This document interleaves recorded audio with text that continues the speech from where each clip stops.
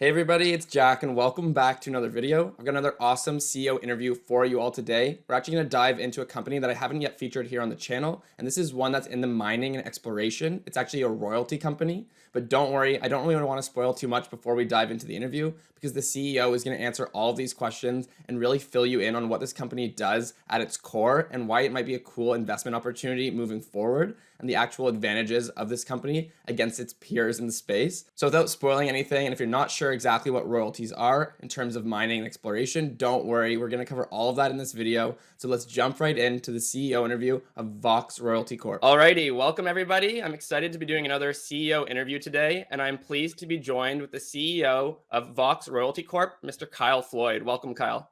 Thanks, Jack. Pleasure to be with you today. Pleasure's all mine. So I always like to start off these videos by asking if you can give kind of just a quick debrief and background on VOX Royalty and maybe just explain the actual concept of what a royalty is to the audience who might be hearing about it for the first time today. Absolutely. So the VOX business model is predicated around what's called buying third-party royalties over mining assets. So what that means is we're buying interests that typically run with the life of that asset that allow the owner of that royalty to take a percentage of the revenue that's generated from that mining operation.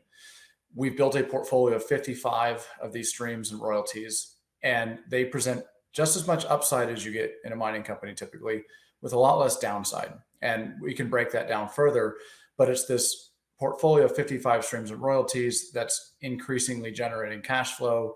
And we have so much organic growth built in that we don't pay for that drives a lot of value for our shareholders. But that's our business in a nutshell. Awesome. Yeah, that's a good background. So kind of leading into my first question, can you kind of talk about the breakdown of VOX's royalties? I know you guys are quite diverse in not only the asset classes and commodities that you actually have royalties for, but actually your coverage kind of geolocation based as well. So can you kind of talk on that? Absolutely. So we have about 70% of our weighting is towards precious metals. The 30% is other. That's broken up between iron ore, copper, nickel, vanadium, wherever we can find really good value in royalties that complements our mostly precious metals portfolio. In terms of geopolitical breakdown, 80% of our assets are either in Australia, US, or Canada. And so we think that's a really important component in terms of risk mitigation for our portfolio and for the benefit of our shareholders, that we have most of our portfolio in what we would call the tier one mining jurisdictions, especially Western Australia, where we become the second largest holder of hard rock mining royalties. And we believe it's the best mining jurisdiction. And then we have an abundance of growth across a number of different assets that we expect to really move the needle for our shareholders, from large operators to mid-tier operators and really everything in between. So we think we present a very nicely diversified portfolio with a lot of growth built in for our shareholders. Yeah, awesome. That was definitely one of the things that stood out to me was the diversity in terms of the royalties you guys have, which was awesome. So for my next question, you touched on it a little bit. Can you touch on the actual advantages of a royalty company over a pure play kind of miner and exploration company? Yeah, so I'll talk about some of the risk mitigation at first, and then I'll talk about some of the upside. But in terms of risk mitigation, our portfolio currently stands at 5 producing assets. Well, to get diversification across 5 producing assets, you'd have to own typically, if it was a mining company, a much, much larger mining company, typically closing in on the billions of dollars in market cap, if not more. So when you look at VOX, we have this diversified portfolio of producing assets in $120 million market cap company. So that's a huge advantage in terms of risk mitigation from that perspective. The other inherent value that royalties present from a risk mitigation standpoint to investors is that the royalties typically run with the land. So they can go in and out of production, change hands, operators can go in and out of business, but when it comes back online, typically your royalty is running with the land, and therefore you're still getting revenue, even if the underlying equity holders and debt holders in those projects have not done very well. So it's a lot less risky from that perspective. And then some of the other risks that are avoided by owning a royalty, and then therefore by owning a royalty company, is we're never on the hook for more capital. When we buy that royalty, that's the only capital that is expended by VOX in that situation. So if the mining company needs to raise money for good things or bad things, we're not exposed to that. And so if there's cost overruns, or even if there's cost inflation, that's afflicting the mining companies right now, as we're seeing some stagflation in terms of metal prices have stagnated a little bit, but costs have absolutely gone up for mining companies. We're not exposed to that variable cost structure whatsoever. And so that's another point of risk mitigation for royalties and royalty companies. Now, contrary to that, on the upside, we have essentially a leveraged position that we don't pay for. So we're rewarded when the mining company goes and drills more and discovers more, increases resources, increases reserves.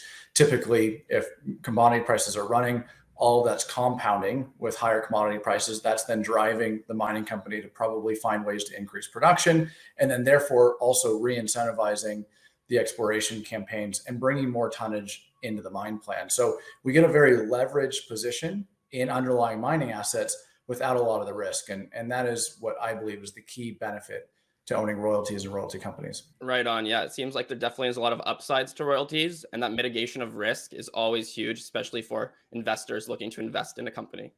So my Absolutely. next question for you is around what you actually look for when you're kind of looking to buy a royalty or invest into a royalty. I also know a lot of your kind of recently, you guys have been doing a lot of acquisitions. That's part of your business model. Can you also maybe touch on what you look at for making an acquisition? Certainly. So we've actually led the industry in growth for the last 3 years, and we've developed certain competitive advantages to do that. We have a proprietary database of over 8,000 royalties. We have a technical team that was purpose built for this business and for our shareholders to be able to truly understand the assets that we're buying royalties over. And we have a deal sourcing agent apparatus that extends us into pretty much every major mining market in the world. So if we don't have boots on the ground, we still have someone that can go present themselves to the potential seller of this royalty and transact.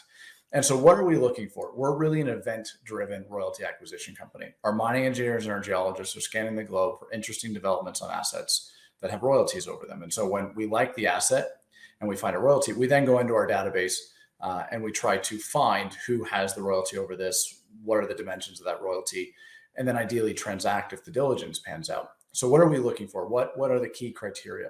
We want to see really good value. So we want to see pretty tangible upside based on our technical analysis of the project over the near term, usually assets that are pre-production, but on the cusp of production. So anywhere from, say, a day to 36 months out of production is really our sweet spot, where we find really good value for our shareholders in terms of assets coming online. We're, of course, looking for assets and mining operations that are going to be on the lower cost side of the cost equation and the overall cost curve for mining companies. And so those are really some of the key areas that we're looking for. And then we want to see upside. We want to see that there's going to be potential in the operation to expand beyond what maybe even the market expects. And that, again, is driven by our technical analysis. But all in all, we're looking for value when we're buying royalties. Awesome. Yeah, it seems like you guys have a good system in place that's been working for you, so might as well stick to it. Absolutely. So my next question is, if you kind of zoom out, let's say 5 years, where do you see Vox Royalty being, and kind of what's that strategy for growth in order to get there? It's our 5-year strategy is exactly what our strategy is now, which is scan the globe for interesting mining assets that have great royalties over them that we could bring into our portfolio at great value.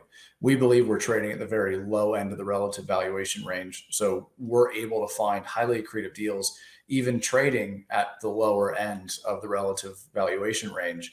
So as we continue to build the portfolio, again, continue to demonstrate, we went public with one production stage asset. We told the market, look, we have a way of acquiring royalties at good value that are going to surface and be revenue generating for us. We now sit at 5 producing assets. We expect that to be at 10 by the end of 2023.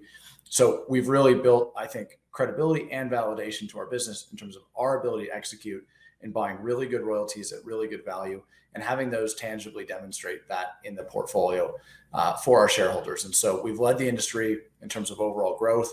That's great. What it's really about is finding value for our shareholders. And I believe we've absolutely led the industry in that category. So 5 years out, we expect to be able to continue to run the business just as we are now, finding really good value with really good growth for our shareholders. Right on. Yeah, you guys have seen some really big expansion and growth over the past years. And if you guys can really keep that up, I think you guys are going to be in good standing moving forward.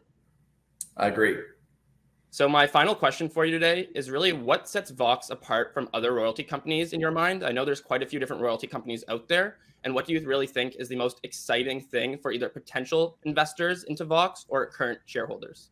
Vox Royalty Corp was a purpose-built company. We believe that royalties presented the best way for a generalist investor, especially, to get great risk adjusted exposure into commodities, especially in the backdrop that we have now, which is high inflation and uncertainty in the markets. And we built this company to be able to be an investable platform for investors that didn't necessarily have sophistication in the commodity space or in the mining space.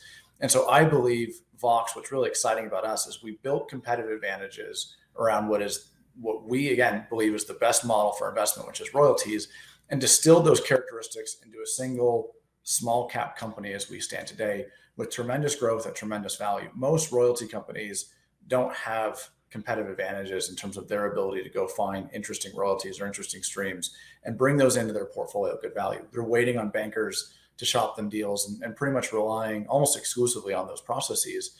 Whereas we have an organic capability to find great value on great projects via royalties. And we've really validated that business model, and it's continuing to compound and continuing to grow for our shareholders. And we pay nothing more for what we call that organic growth, the growth that's happening in our portfolio of royalties and streams, that we're not funding the mining companies drilling in aggregate on our portfolio over 165,000 meters.